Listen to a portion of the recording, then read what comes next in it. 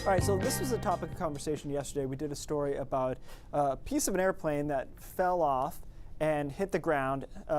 This was not the actual aircraft, but this is what it looked like, not to scale. Bam, it hit outside the State House. And we were commenting yesterday, wow, I can't believe it didn't leave like a mark on the walkway or the road. How fast was it going?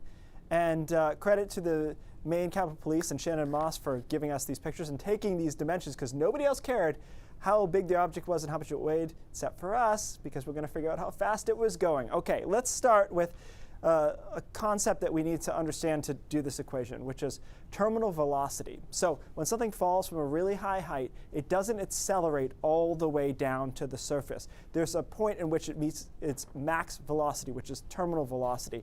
And it usually happens pretty quick. For example, someone jumping out of a plane without a parachute will reach terminal velocity in about 10 to 15 seconds, and then they're not going to go any faster than that.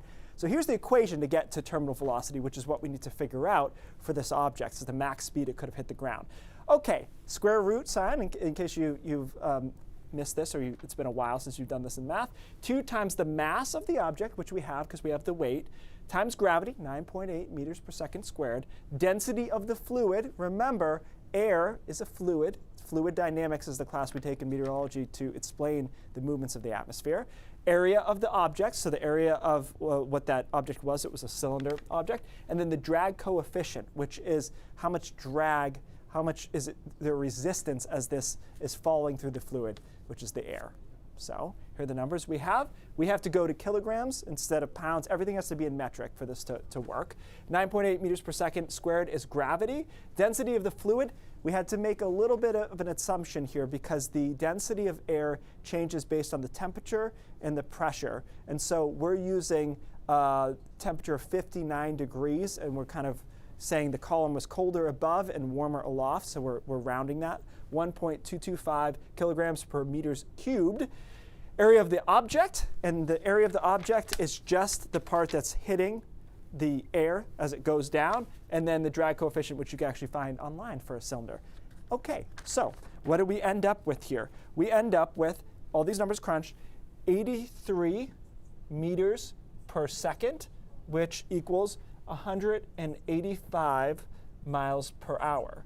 That would be the terminal velocity. Now, that's if it's falling on its side. I don't know if we can show the object again. It could have fallen like this as a cylinder down. That would give it less surface area. If that were to happen, it could go up to 227 miles per hour. All right, Zach, if you're still awake, couple of things here. It's not a perfect equation. If you were to do this for an engineering standpoint, you'd have to think of a couple other things. One is air density. So there's more air as you get closer to the surface. It gets less dense as you get higher. So terminal velocity is the max speed. You actually start slowing down as you approach the surface of the Earth because there's more air, more density, and it starts slowing down the object. The other thing is this object had a hole in the center. So in theory, we could figure out how fast it would go with the hole in the center if it was falling the other way. But nobody got time for that. That was bad enough as it is. Any questions? And thank you to Jess for helping me fix this equation. We came in a little bit, something seemed off kilter, and we worked together and got it fixed. So there you go. 185 miles an hour max, but probably a little slower than that. Taking us right back to high school physics. Sorry. And you really earned that raise. Thanks, Keith. We'll be right back.